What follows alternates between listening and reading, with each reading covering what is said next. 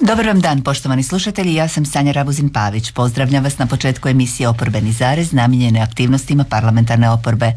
U ovoj emisiji prostor ćemo dati Hrvatskim laboristima, gost nam je predsjednik stranke Dragutin Lesar. Dobar vam dan. Dobar dan i lijepi pozdrav. Sutra se navršava godinu dana od pobjede Kukuriku koalicije na parlamentarnim izborima, uskoro i godinu dana Milanovićeve vlade. Kakve su po vama ocjene zaslužili? Ova prva godina otprilike karakterizira državnu politiku štednje bez razvoja i investicija, pad bruto društvenog proizvoda, proizvodnje i kupovne moći, ja bih rekao i urušavanje zdravstvenog sustava zbog smanjenja doprinosa. To je prije svega posljedica povećanja PDV-a na 25%, promjena načina oporezivanja gdje su u porezne škare u čak 25% poreza obuhvaćeni primici od 2200 do 8800 kuna, odbijanjem našeg prijedloga progresivnog oporezivanja dobiti, odbijanje oporezivanja financijskog sektora, neusklađivanjem, nepovećanjem minimalne plaće, a ukupno gledajući pad kupovne moći naravno da u završnici dovodi do pada broja radnih mjesta. Dakle, školska ocjena -2. Razlika između sadašnje vladajuće i bivše vladajuće koalicije postoji. Oni prije su potkradali državu, ovi potkradaju narod. Ima li nešto pozitivno u tih godinu dana? Ono što smo morali i jesmo pozdravili i podržali, to su bili prvi potezi ministra financija u upravljanju poreznog reda. Dakle, ne povećanje poreza, nego raščišćavanje poreznih dugova i dužnika i raščišćavanje svega onoga što se godinama taložilo. To se moralo napraviti i s tim mjerama treba nastaviti. Sutra je u Saboru glasovanje o proračunu za iduću godinu. Nazvali ste ga konačnom demontažom socijalne države. Točno.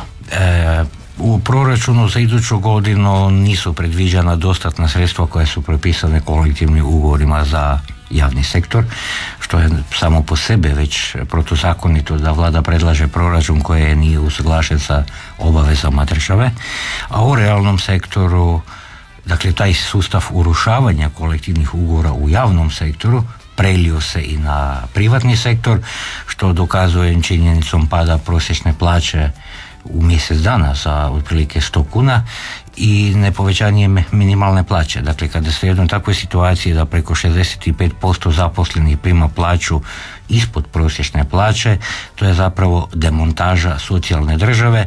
I ako tome dodamo da sve veći trošak zdravstvenih usluga građani moraju plaćati vlastitim sredstvima i se smanjuje prava iz osnovnog zdravstvenog osiguranja, to je prelijevanje obaveze države na račun građana. Vlada nije uspjela ostvariti očekivane uštede na plaćama u javnom sektoru, to je zapravo bio i razlog rebalansa ovogodišnjega proračuna. Kako ocjenjujete pregovore sa sindikatima i kakav završetak prognozirate? Sad, ja nemam direktnih informacija o tijeku tih pregovora. Ono što je posebice bitno, iz toga bi želio izdvojiti sljedeće. Dakle, ukoliko sam ja dobro informiran, sindikati nisu odbijali i izmjene temeljnog kolektivnog ugovora, nego su dali kontraprijedlog vladi prolongiranje obaveza ili prolongiranje prava. Gledajte, s jedne strane porezna tijela imaju pravo poreznim dužnicima otpisivati porezne dugove ili prolongirati porezne obaveze. I u kontekstu spašavanja gospodarskih subjekata to je dobro. Ali s druge strane onda je država mogla prolongirati neke svoje obaveze prema zaposlenima u javnom sektoru i mislim da bi do dogovora bilo relativno lako doći. Bi li mogla zapravo na taj način obavezati neku drugu vladu, da se neka druga vlada suoči sa onim s čim se suočila ova vlada, to je sa potpisanim kolektivnim ugovorima koje je doista teško ispuniti ovim uvjetima gospodarskim? Svaka vlada od bivše vlade nasljeđuje ugovorne obaveze. Nema vlade koja jedno drugo nije ostavljala neke obaveze. Prema tome i ova vlada je naslijedila neke obaveze bivše i ona bivša od one bivše i to je sasvim normalno. Dakle, vlada mora nastaviti izvršavanje preuzetih ugovornih obaveza jer je to pitanje stabilnosti pravnog poretka u jednoj zemlji. Upravo je proračun argument bonitetnoj agenciji Fitch za negativnu ocjenu kretanja kreditnog rejtinga. Loša je vijest i pad BDP-a. Jeste loša vijest, ali ne neočekivana, jer uporno ponavljamo da samo mjerama štednje, samo smanjivanjem kupovne moći ne može se pokrenuti gospodarstvo i činjenicom izgubljenih otprilike 120.000 radnih mjesta, padom industrijske proizvodnje preko 6%, padom potrošnje, domaće potrošnje preko 5% u zadnjih 9 mjeseci, koliko te podatke redovito pratim, bilo je za očekivati da će doći do velike smanjenja potrošnje i tokom turističke sezone, ali i sada u ovom mjesecu prosincu kojega nazivamo mjesec lude potrošnje, gdje se obično špekuliralo da građani potroše između 10 i 11 milijardi kuna. Toga će sad biti daleko manje. Proračun je naštelan, tako nariftan da on deficit proračuna bude 3,1%. Europski standard je 3% i temelji se na 5 stupova ako. Dakle, Linić je predložio proračun da bude stabilan ako rast BDP-a bude 1,8%, ako inflacija bude 2%, ako potrošnja kućanstva poraste za 1,8%, ako investicije u fiksni kapital budu 11,5% veće nego u ovoj godini, ako izvoz poraste 1,9%, a uvoz 3,6%. Drugim riječima, vi ste to nazvali jako stupovi koji baš nisu sigurni. Naravno, generator svega bi trebao biti ovaj ako rast investicija u fiksni kapital 11,5%. Ne vjerujem puno u javne investicije jer nositelji tih javnih investicija, ta javna poduzeća su već sada u financijskom kolapsu, dakle jedino kreditno zaduženje kod njih dolazi u obzir, a prema stranim investitorima pa se odnosimo tako da ih pozivamo, ali činimo sve da nitko od njih u Hrvatsku ne uđe. Tako primjerice i šansu velike kapitalne investicije, Južni tok, nisu nas Rusi izbacili iz te investicije, nego smo se mi sami izbacili. Nisu Kinezi nas izbacili iz 2 milijarde vrijedne investicije za ovaj dio Europe, nego i mi nismo imali što ponuditi. A kapitali zapadne Europe i njihove investicije su ispucane. Njima je bilo primarno investirati i pokupovati banke, to jesu, farmaceutsku industriju, to jesu, telekomunikacije, to jesu i malo prodaju, dakle trgovačke lance da bi mogli pasirati svoju hranu, to jesu. I oni su investicije u ta 4 sektora u Hrvatskoj završili. Je li tu ujedno odgovor na moje iduće pitanje, a to je u polemici tko je kriv za izostanak investicija, poslodavci ili vlada, kako biste vi odgovorili? Pa ako ovako nastavimo, onda bomo rekli da je Franjo Josip i Marija Terezija kriva što investicija više nema. Optuživati privatne investitore da nisu dovoljno aktivni u investiranju, a zaboraviti da se porezni sustav u ovoj zemlji mijenja svaka 3 mjeseca, naprosto je nevjerojatno neozbiljno, jer jedna od osnovnih temelja da se netko odluči na investiranje je takozvani stabilni porezni sustav barem u 4 godine.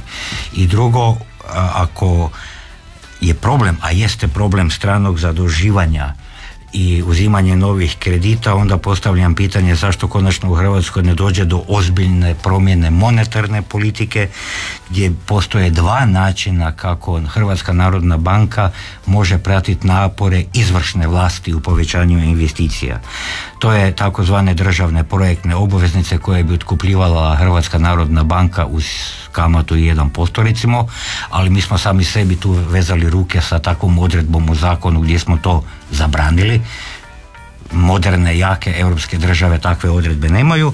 I drugo je da se hitno smanjuje takozvani regulatorni trošak HNB-a i da ne bude isti za sve nego prema vrsti plasmana i da svaki plasman koji ide u industriju i obnovu i spašavanje radnih mjesta ima daleko manji trošak od odluke recimo za kupnju auta. Stručnjaci kažu da već na taj način se kamatne stope mogu smanjiti za 1 do 2%. Ali ipak imali i na krivnje i na strani poslodavaca, jer vlada je ipak ponudila stimulativne mjere koje oni očito nisu iskoristili. Poslodavci tvrde da je njima ukupno porezno opterećenje poraslo. Sad, ko od njih govori istinu, ko ne, nek se oni zatvore u 4 zida, pa ko izađe živ, njemu ćemo onda morati vjerovati. Naravno da su poslodavci se također ponašali špekulativno i plaćaju jednu cijenu koju nisu očito prije toga predvidjeli. potplaćivanjem radnika, posebice vrstnih stručnjaka i majstora, ostali su bez kvalitetne radne snage i sad su sterilne. Ovaj ste vikend opet dospjeli u središte pozornosti najavom da ćete podnijeti kaznenu prijavu protiv premijera Zorana Milanovića zato što krši Zakon o upravljanju državnom imovinom. Je li to doista mislite? Naravno. Od 8. mjeseca ove godine na svaki način pokušavamo upozoriti vladu u cjelini, a posebice premijera, da u ovoj državi postoje zakone koje vrijede iza njega. Zakon o upravljanju državnom imovinom jasno propisuje da na prijedlog vlade Sabor mora donijeti strategiju upravljanja državnom imovinom u kojoj se utvrđuje što će se od državne imovine prodavati, davati u koncesije, najam, zadržati u vlasništvu. Vlada je donijela odluke, pazite, već o prodaji recimo Hrvatske poštanske banke, a u tome imamo i dokumente, bez da je Sabor usvojio tu strategiju. Nema vlada pravo, ponavljam, hrvatska vlada nema izvornog prava raspolaganja državnom imovinom prije no što Sabor to utvrdi u svojoj strategiji. S obzirom da je premijer i na aktualnom prijepodne najavio da će nastaviti te procese mimo zakona, a u cilju zaštite državnih interesa i državne imovine, nama je jedino preostalo da podnesemo kaznenu prijavu protiv predsjednika vlade. Ja bi prema ostalim članovima, ali nema zapisnik sa sjednice te vlade kad su tome odlučivali, pa ne znam tko je bio prisutan i tko je kako glasao, moramo zaštititi tom prijavom državne interese da bi spriječili rasprodaju državne imovine, a ja vas samo podsjećam što se događa kad vlada iza zatvorenih vrata potpisuje tajne ugovore, što se dogodilo sa INA-om i kako smo ostali bez INA-e. Ovakve najave dobro odjeknu u javnosti. Jeste li, kako tvrdi premijer Milanović, populist? Ako sam ja populist, onda je on elitist koji umjesto argumenata i kad mu izostanu argumenti napada one koje drugačije misle i čije argumente uopće ne razumije, napada ad hominem. Vi govorite ono što narod želi čuti, govorite i prenosite glas naroda. Dakle, laburisti su, koliko se sjećam, prenijeli vladi pitanja upravo koje ste prikupljali od naroda i sve. Ali koliko iza toga stoji ozbiljnog rada, primjerice kada biste sutra došli na vlast? Što bi se od toga zapravo moglo realizirati? Dakle, moramo razdvojiti ona pitanja koja smo članovima vlada postavili na zahtjev građana. To je naš posao, jer zastupati interese naroda znači prenositi pitanja građana koje imaju. Na pitanje što sve drugačije raditi no što radi ova vlada trebalo bi otprilike 5 ovakvih emisija. Ali samo 2 stvari. Dakle, ne samo štednja, nego i spašavanje postojećih radnih mjesta. Vidite, nisam rekao velike kapitalne investicije, jer Hrvatska se u ovom trenutku suočava još uvijek sa gubitkom radnih mjesta u industriji, a upravo danas u razgovoru sa ekonomskim ekspertima upozorili su da je spašavanje postojećih radnih mjesta dovoljno 30% sredstava od otvaranja jednog novog radnog mjesta. Dakle, fokusirani na spašavanje radnih mjesta i u privatnom sektoru, i drugo, promjena monetarne politike i natjerati Hrvatsku narodnu banku da se aktivno uključi u mjere gospodarskog razvoja. Ako to nekome nije dovoljno, ako neko smatra da HNB ima pravo smatrati recimo devizne rezerve Hrvatske u vrijednosti od 11,5 milijardi eura svojim, a ne narodnim, i da je posao HNB-a samo čuvanje tečaja, ali ne i utjecaja na smanjenje kamatne stope, onda smo u ozbiljnom problemu u ovoj zemlji. Laburisti su najbrže rastuća stranka. Očekujete li da ćete taj rejting kapitalizirati na lokalnim izborima? Siguran sam u to. Ne samo zbog očekivanja, nego činjenica da smo već veliki, pa gotovo cijeli teritorij Hrvatske pokrili sa svojim organizacijama. Ogranci i podružnice izuzetno aktivni, a ovih godinu dana rada u Saboru ostali smo dosljedni onome što smo u kampanji govorili. Dakle, stav promijenili nismo, niti pa smo se za sinekure i fotelije prodali bilo kome. Uz pretpostavku da će laburisti ostvariti dobar izborni rezultat i da će obnašati ili sudjelovati u lokalnoj vlasti nakon izbora, imate li snage za to? Dakle, na lokalnim razinama koliko ste uspjeli ustrojiti organizaciju, koliko zapravo iza svega toga stoji snaga podružnica? Prema sadašnjim podacima imamo 35 kandidatura za župana, gradonačelnika i načelnika općine. Dakle, u tih 35 jedinica idemo pokušati osvojiti vlast. To je ozbiljna namjera da ukažemo i svoju sposobnost. Odabir vijećnika koji će odlučivati u općinskim, gradskim i županijskim vijećima također je ozbiljni posao i vjerujte mi da ovu godinu dana njihovo posebne edukacije, školovanja koje provodimo i koje traju i svaki vikend pa i ovo mjesecu, evo jučer je to bilo u Šibeniku za područje Dalmacije, nastojimo ljude osposobiti doista da budu najkvalitetniji vijećnici. Obnašanje ili sudjelovanje u vlasti podrazumijeva i nepopularne odluke. Bojite li se da bi to moglo utjecati na rejting Laburista? Naravno da biti u vlasti, a ja sam 7 godina bio u vlasti kao zamjenik župana u Međimurskoj županiji i znam koliko teško je ljudima nekad objasniti odluku koju morate povući, da kako da podrazumijeva i preuzimanje te odgovornosti. Međutim, kod onih odluka koje se doista tiču najvećeg broja dijela građana, u kojim ste sigurni da imate dobre argumente, postoji još jedna metoda osim vikanja mi smo dobili mandat na izborima, ona se zove neposredna demokracija i ona tako i teret odluke možete podijeliti sa građanima, recimo kao što su to prostorni planovi i vječiti prepori oko recimo zbrinjavanja otpada, uvođenja prireza ili namjenskih velikih investicija. U Hrvatskoj građani nikad ništa niko nije pitao pa i ne znaju kako bi reagirali na takvu jednu ponudu jer je politička elita odgaja generacije na to da na izborima dobijaju mandat da rade sve pa i gluposti. Evo, vratit ćemo se ovom pitanju oko neposredne demokracije, samo da vas prije toga pitam tko će biti kandidat Laburista za gradonačelnika Zagreba i je li vam trebala epizoda s Mirelom Holy? Za Zagreb kao još nekoliko gradova nemamo konačne odluke o kandidaturi. Imat ćemo, da li nam je trebala ili sad vidim da je bolje bilo sačekati ili biti malo strpljiviji, ali u svakom zlu ima i nečeg dobrog. Rekli smo da ćemo razgovarati o neposrednoj demokraciji. Kada očekujete raspravu o promjenama Ustava koje ste potaknuli, kojima ste tražili da se prag za prikupljanje potpisa s 10% ukupnog broja birača smanji na 200.000? Jedna izuzetno kvalitetna tematska rasprava na tu temu održana je na Odboru za Ustav prošli tjedan. Sutra ujutro u 8 sati Odbor za Ustav formalno i odlučuje o toj inicijativi.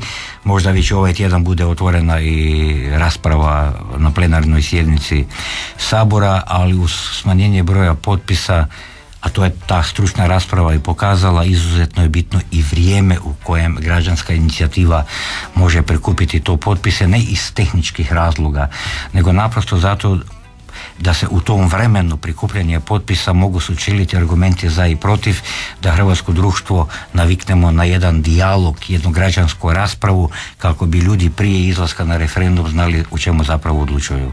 Vladajuća većina je rekla da neće poduprijeti vaš ovaj prijedlog da se smanji potreban broj potpisa, ali već je i ovo produljenje roka zapravo na neki način dobar rezultat.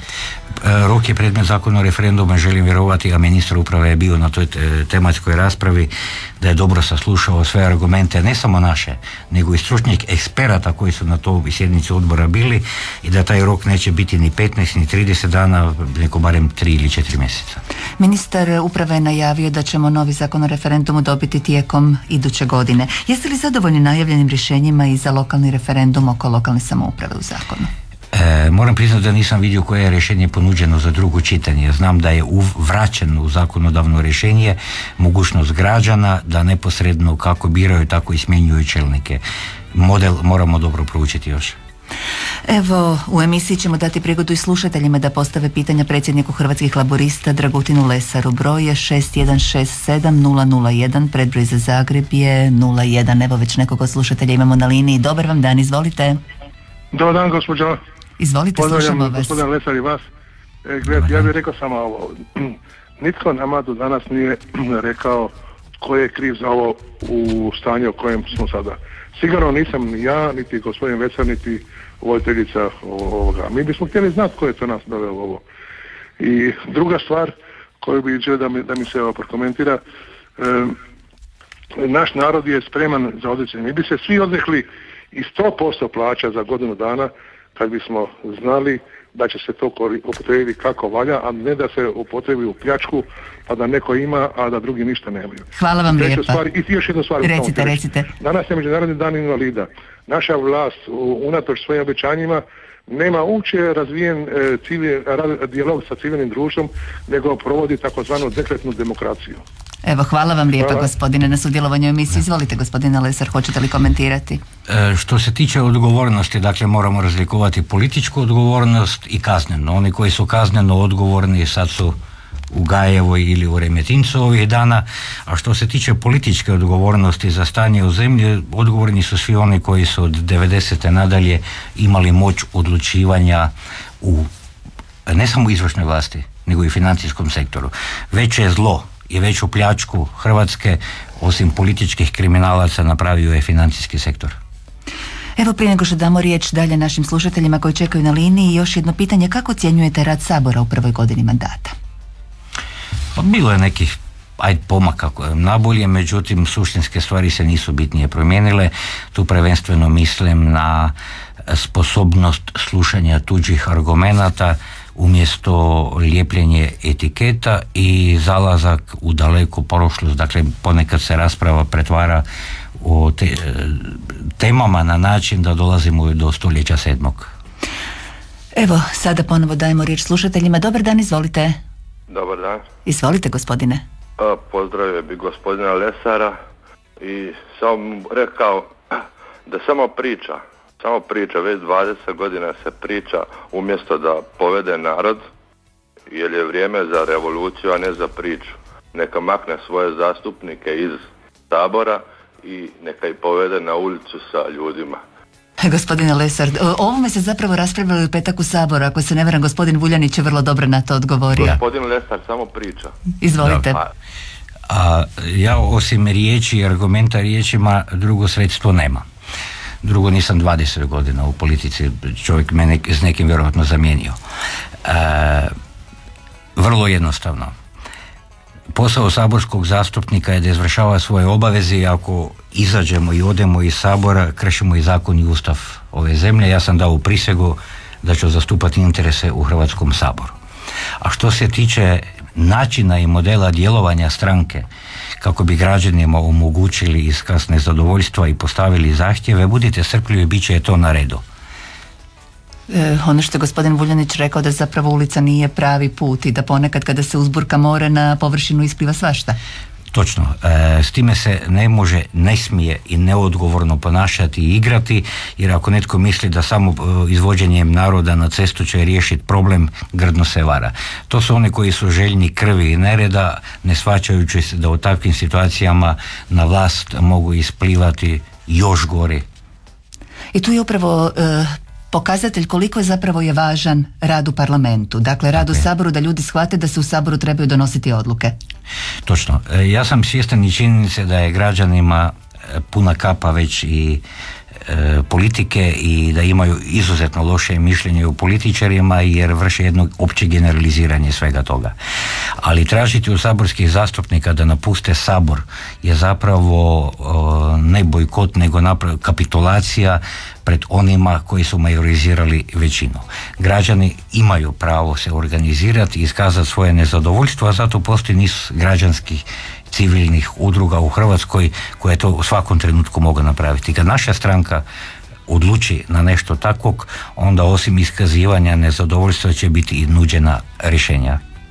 Idemo dalje s pitanjima slušatelja. Dobar dan, izvolite. Je li se čujemo? Dobar dan, izvolite.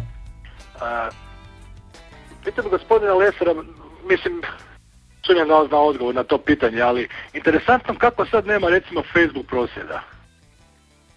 Nema Facebook prosvjeda, nema stegnete vi remen bando lopovska, a puno se gore živi i puno su gore nameti. Stvarno interesantno. Ja ne znam, je li to ona bivša vlast instalirala, jer su im oni bili poslodavci, ali to je jako interesantno. I to, još bi vas jedno pitanje, ali stvarno dobro namjerno pitanje, ja sam vidio dobro na vašoj listi Jaroslava Pecnika. Na kojoj listi? Na listi za Osijek. On će biti naš kandidat za gradonačelnika Osijeka, da? Dobro, evo, čuli smo sada i našega slušatelja, idemo dalje, ljudi čekaju na liniji. Dobar dan, izvolite. Halo? Izvolite, slušamo vas. Dobar dan. Dobar dan. Gospođo, ja bih vas lijepo pitao, odnosno gospodina Lesara, da li će umirovljenici dobiti onu zadnju ratu obeštećenja? To je jedno pitanje. Drugo, da li su dužni penzioneri slovenski plaćati na regres porez? Što sad moraju plaćati kao obavezu? Evo, sada ćemo čuti vaš odgovor. Dakle, ne vidim jednog razloga zašto i zadnja rata ne bi bila isplaćena, jer gledao sam stavke proračuna nove, zato je osigurani, a vjerojatno mislite da li su i primatelji mirovina iz inozemstva, odnosno Slovenije, dužni plaćati porez na dohodak. Da, oporezuju se sve mirovine koje se stječu u inozemstvu. To je otprilike prije 2 godine zakon usvojen, ako sam pitanje dobro razumio. Često naše slušatelje upravo boli kada govorimo o radu Sabora prazne saborske klupe. Od ove se sjednice na internetskim stranicama može pratiti nazočnost zastupnika na sjednicama. Mislite li da to može popuniti sabornicu? I kakvi su koliko laburisti zapravo sudjeluju u radu Sabora? Ja nisam stigao napraviti inventuru naših saborskih zastupnika, ali sam na jednom portalu vidio da smo jedno od najredovitijih, neko je to već izračunao i napravio. Prazna dvorana iritira ljude, meni je to potpuno jasno i uvijek se zalažem za to da drugačiju poruku građanima šalju, ali doista nije posao zastupnika samo sjedenje u dvorani. Problem je u tome da među zastupnicima imaju oni koji su načelnici općina, gradonačelnici i niz drugih funkcija, pa je to izgovor zašto ih na radnom mjestu nema, a drugo, ne treba uvoditi nikakve kazne. Postojeća odluka o materijalnim pravima koje se odnose na odvojeni život i zastupnički paušal, Odbor za izbor i imenovanje i personalne poslove dovoljno da to veže na broj dana prisutnih u Saboru i vidjet ćete kako će dvorane biti pune. Jeste li pokušali takvu inicijativu na saborskom predsjedništvu dati da se na taj način materializira, dakle, ova njihova nazočnost, to jest nenazočnost na sjednicama? Jesam, rečeno je da će se o tome raspravljati, međutim tada još pokojni predsjednik Sabora bio Šprem, pa nažalost poslije toga više prilike nije bilo. No, u svakom slučaju vidjet ćemo kako će se to razvijati. Posljednji poziv naših slušatelja. Dobar dan, izvolite. Halo, dobar dan. Izvolite. Pitala bih ovako, gospodina. Halo. Da, čujemo vas, gospođo. A čujete me. Gospodina Lesara. Gospodina Lesar, ne štitimo ovu vladu, isto tako svi smo mi očekivali puno od ove vlade i sve. Međutim, konkretan odgovor, 20 godina ova država isto tako devastirana od bivše političke vlasti, znate gospođo, koje. samo brže vas molim, pri kraju smo, nećete moći poentirati. Sve je jednostavno rasprodano, sve je istrošeno, vi ste jako dugo u politici i sad očekivati ovih godinu dana da se sve riješi nemoguće. Isto tako svima nama koji... Hvala lijepa, dajte samo šansu da vam gospodin Lesar odgovori, jer doista smo na kraju emisije. Ja se, gospođo, potpuno s vama slažem da u godinu dana premijer Milanović nije mogao popraviti sve gluposti koje su napravljene, ali vas podsjećam na njegovu prvu rečenicu kad je preuzimao vlast. Izgovor od bivših tražiti neću. Drugim riječima, ali u svakom slučaju ono što je naša slušateljica pokušala reći, evo da mi vi odgovorite u 30 sekundi. Je li doista moguće u godinu dana sve ovo što je ostavljeno? Rekli su da smo zatekli gospodarsku Hirošimu. Za totalni popravak svega treba 2 mandata. Ali je problem da smjer i alati koji se koriste za taj popravak idu u krivom smjeru. O tome se radi. Evo, ovo bi bilo otprilike sve u Oporbenom zarezu, jer na samom smo kraju emisije. Zahvaljujemo na sudjelovanju predsjedniku Hrvatskih laburista Dragutinu Lesaru. Na kraju Oporbenog zareza pozdravljaju vas Goran Bijuk, Jasna Sarić i urednica emisije Sanja Rabuzin-Pavić. Do slušanja.